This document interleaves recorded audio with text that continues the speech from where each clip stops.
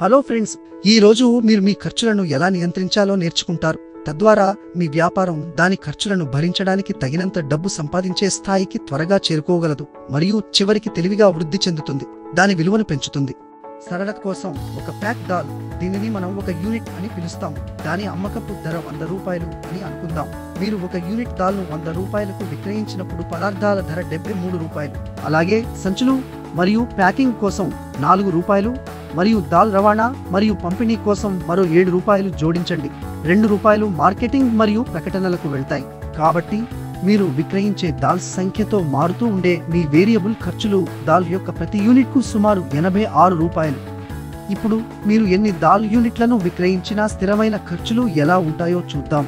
మీరు ఒక దాల్ యూనిట్ను 100 రూపాయలకు విక్రయించినప్పుడు ఫ్యాక్టరీ స్థలాన్ని అద్దెకు ఇవ్వడానికి 1 రూపాయి, విద్యుత్, నీరు వంటి వినియోగాల కోసం మరో 1 రూపాయి, మీ కార్మికులకు చెల్లించడానికి 2 రూపాయల వరకు కేటాయించండి.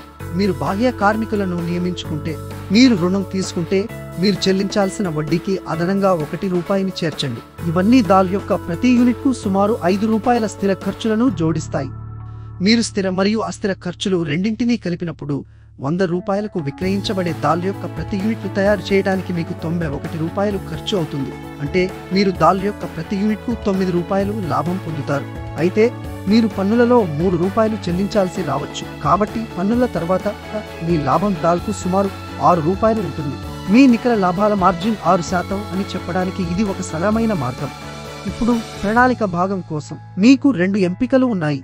మీ లాభంలో కొంత భాగాన్ని తిరిగి వ్యాపారంలో పెట్టుబడి పెట్టండి లేదా ఆ డబ్బును మీకోసం ఉపయోగించుకోండి. మీ లాభంలో సగం అంటే 3 రూపాయలు స్టాక్ వంటి విషయాల కోసం తిరిగి వ్యాపారంలోకి పెట్టడం తెలివైన పని. అప్పుడు మీరు మిగిలిన 3 రూపాయలను మీకోసం లేదా ఇతర ప్రయోజనాల కోసం ఉపయోగించవచ్చు. త్వరగా లాభం పొందడానికి మీ స్థిర ఖర్చులను తగ్గించడానికి ప్రయత్నించండి. దాల్స్ తయారు చేయడానికి ఒక స్థలాన్ని అద్దెకు తీసుకునే బదులు మీ సొంత షెడ్ను ఉపయోగించండి. ప్రారంభంలో కార్మికుల ఖర్చులను ఆదా చేయడానికి కుటుంబ సభ్యులు మీకు సహాయం చేయండి. రుణాలు తీసుకునే బదులు మీ సొంత డబ్బును ఉపయోగించుకోండి లేదా స్నేహితులు, కుటుంబం మరియు వ్యాపార భాగస్వాముల నుండి సహాయం పొందండి.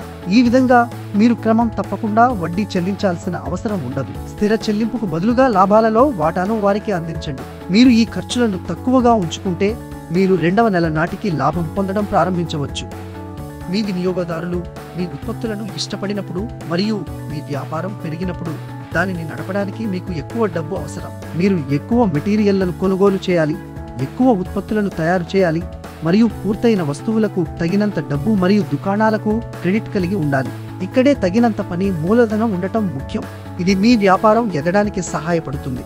మీరు ఈ డబ్బును బ్యాంకులు లేదా స్థానిక సమూహాల నుండి పొందవచ్చు, కానీ మీ స్వంత ఆదాయాన్ని ఉపయోగించడం చౌకైన మార్గం. మీ లాభాలలో సగం వ్యాపారంలో ఉంచడం మరియు తిరిగి పెట్టుబడి పెట్టడం ద్వారా మీరు 2 పనులు చేస్తారు. మీకు పని చేయడానికి ఎక్కువ వర్కింగ్ క్యాపిటల్ ఉంటుంది మరియు మీరు మీ వ్యాపారం యొక్క విలువను పెంచుతారు. మీరు తిరిగి పెట్టుబడి పెట్టినప్పుడు మీరు పెద్ద ఆర్డర్లను నిర్వహించవచ్చు మరియు ఎక్కువ స్టాక్ను ఉంచుకోవచ్చు. ఇది మరింత వ్యాపారానికి దారితీస్తుంది. ఫలితంగా మీ వ్యాపారం యొక్క విలువ పెరుగుతుంది. ముందుకు చూద్దాం. మీరు దుకాణాల సంఖ్యను పెంచడం కొనసాగిస్తే మీ వ్యాపారం విలువను 1 కోటి నుంచి మొదటి సంవత్సరం చివరిలో 1.50 కోట్లు. మీ వ్యాపారం విలువను మీరు 2వ మరియు 3వ సంవత్సరంలో డబుల్ షిఫ్ట్ పని చేస్తే 2.50 కోట్ల నుండి 3 కోట్ల వరకు ఉంటుంది. మీరు మీ వ్యాపారంలోకి ఎంత ఎక్కువ డబ్బును తిరిగి పెడితే అంత ఎక్కువ క్రెడిట్ పొందవచ్చు, అంత ఎక్కువ అమ్మవచ్చు మరియు మీ వ్యాపార విలువ అంత ఎక్కువగా ఉంటుంది. All the best. Please like, share, subscribe to Vyapara Coach channel.